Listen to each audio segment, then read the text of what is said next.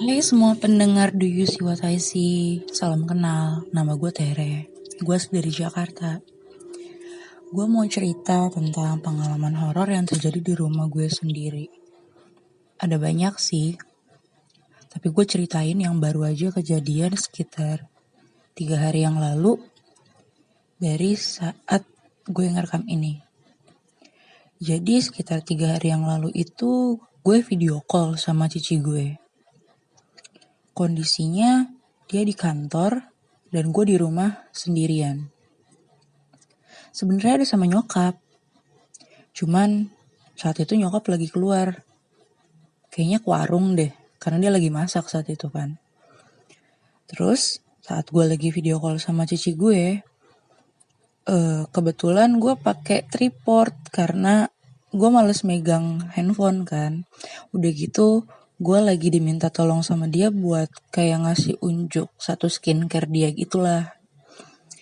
Terus udah gitu saat video call itu posisinya gue di kamar.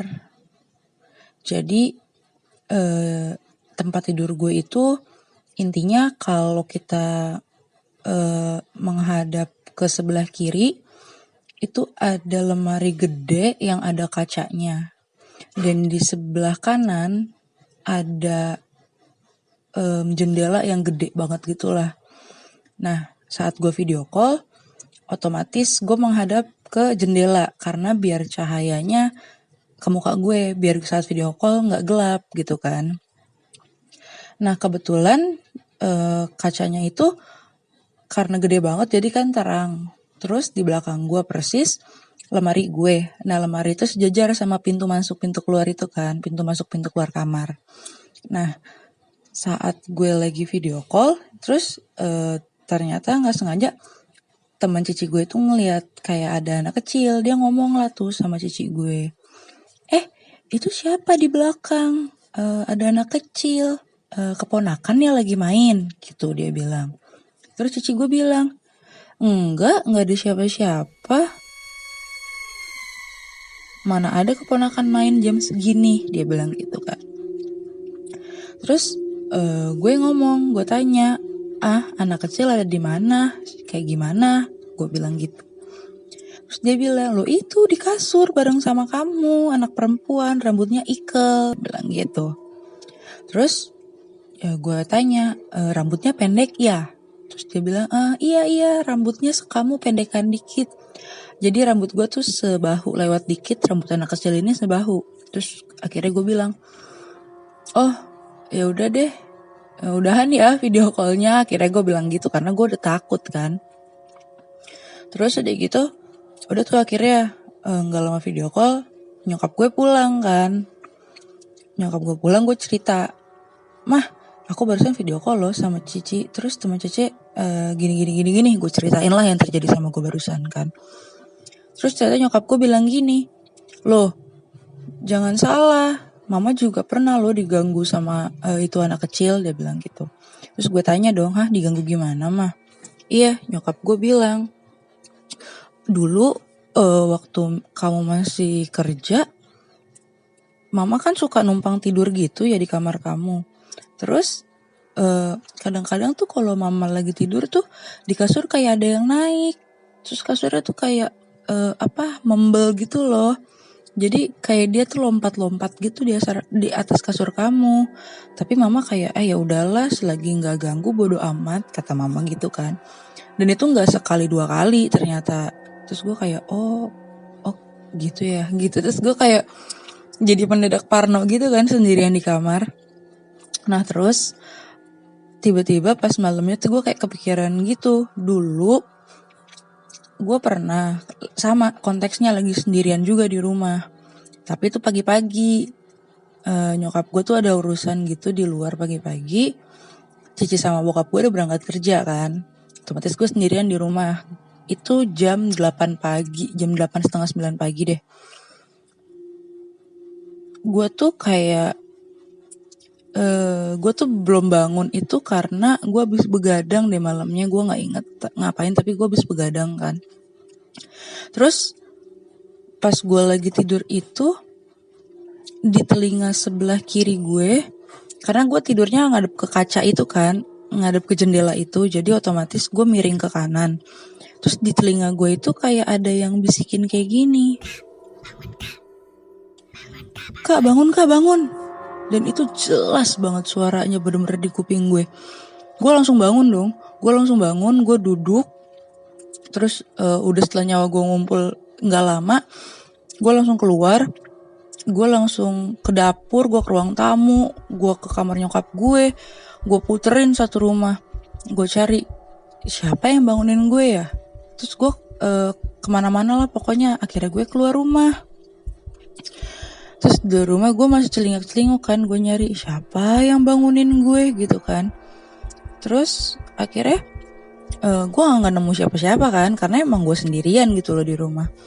Terus akhirnya gue nunggu di depan rumah sampai nyokap gue pulang. Gue gak berani masuk rumah karena suaranya tuh bener-bener jelas banget di kuping gue. Bener-bener kayak ada anak kecil yang teriakin gue, nyuruh gue bangun. Terus gue kayak, oh my god, itu siapa lagi? Nah terus ada lagi cerita. Waktu itu gue sakit. Terus dijenguk lah sama sepupu-sepupu gue dari luar kota. Ada yang dari Bogor, ada yang dari Bekasi gitu kan, pada jenguk gue. Terus karena gue sakitnya udah kayak parah lemes gitu, gue gak bangun tuh dari kasur. Jadi mereka ngumpul di ruang tamu, gue di kamar sendirian. Nah saat itu lagi jam makan siang, gue inget banget. Jadi pas gue lagi tidur, kali ini posisi gue tidurnya gue menghadap ke lemari, ke sebelah kiri. Terus udah gitu, saat gue tidur itu tiba-tiba gue kayak gak bisa ngerakin badan. Terus gue positif, oh ini mah sleep paralysis kali ya, karena gue lagi sakit gitu kan. Terus gue berusaha buka mata, gue bisa buka mata. Dan lo tahu gak sih, saat gue buka mata, di lemari gue itu kan ada kacanya ya, ada cerminnya. Di cermin itu gue ngeliat ada sosok gelap gitu sih, kayak bayangan anak kecil, rambutnya pendek sebahu, lagi duduk di atas tangan gue sambil goyang-goyangin kakinya.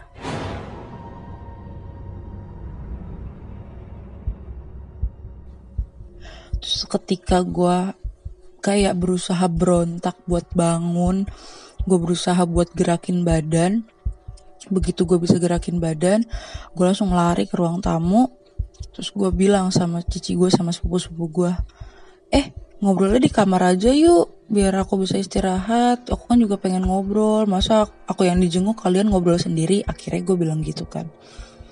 Akhirnya ngobrol lah tuh di kamar kan. Gue merasa kayak akhirnya ada temen gitu kan. Karena itu tuh kelihatan jelas banget di kaca. Kelihatan banget jelas di kaca, anak kecil, rambutnya pendek, perempuan. Terus gue kayak langsung kayak pas kemarin teman cici gue cerita, gue langsung kebayang, gue langsung keinget cerita-cerita itu kan. Dan satu lagi, waktu gue SMP kelas 2, kalau gue gak salah, gue ada les privat yang manggil ke rumah. Guru privat gue ini punya anak kecil sekitaran kelas berapa SD deh saat itu. Dengan postur yang sama si hantu anak kecil ini kan. Rambutnya pendek sebahu. Terus udah gitu waktu itu guru les gue ini anaknya gue kasih baju gue yang gue gak muat lagi gue pakai, warna merah sesetel atasan dan bawahan. Saat itu om gue masih tinggal bareng sama gue di sini kan. Terus udah gitu pas gue lagi les itu sore dari asar sampai maghrib. Karena gue les berdua sama cici gue dan gue les 2 mata pelajaran kalau gak salah inget. Nah terus udah gitu pas guru gue mau pamit pulang nih, kebetulan om gue lagi keluar kamar. Terus pamit lah nih guru les gue sama om gue kan, kayak iya pak permisi ya saya pulang dulu gitu. Terus om gue ngomong, loh anaknya kemana bu gitu kan. Terus guru les gue bilang, oh saya hari ini gak bawa anak saya pak, saya sendirian. Terus om gue ngomong, oh mungkin saya salah lihat kali, mungkin saya lihatnya si Dede, maksudnya gue kan. Terus guru les gue bilang, oh yaudah mari ya pak gitu. Terus pas guru les gue pulang, gue tanya sama om gue, om ngeliat apaan, ngeliat siapa? Gue bilang gitu kan. Terus om gue bilang, itu loh om ngeliat di sebelahnya si ibu itu tadi ada anak kecil. Dia duduk di sebelahnya ibu persis, terus pakai baju yang kamu kasih, terus rambutnya pendek, sebahu di bob, terus ada poninya. Terus ya om pikir itu anaknya dong, karena kan waktu terakhir om lihat kan anaknya begitu, apalagi dia pakai baju dari kamu, ya om yakin lah kalau itu anaknya, kata om gue gitu kan. Terus gue bilang, tapi si ibu dari tadi emang sendirian sih, nggak sama siapa-siapa. Terus gue langsung kayak gue kayak takut gitu kan. Terus akhirnya kata om gue, ya mungkin om salah lihat kali ya, mungkin bukan siapa-siapa, kata om gue gitu. Terus gue kayak iya ya mungkin salah kali om gitu kan. Ya mungkin segitu sih kalau cerita soal si anak kecil ini, karena sebenarnya ada banyak banget hal-hal yang terjadi di rumah gue yang gue alamin sendiri, yang nyokap gue alamin, yang cici gue alamin, yang om sama tante gue pernah alamin. Itu banyak banget. Terus gue juga mau ada cerita soal rumah kosong di ujung jalan. Jadi gue bakal ceritain di cerita yang lain. Untuk saat ini sampai di sini dulu ya cerita gue. Semoga kalian suka. Dan mohon maaf kalau ceritanya gak gitu serem. Mohon maaf kalau penyampaiannya juga kurang enak. Terima kasih sudah mendengarkan.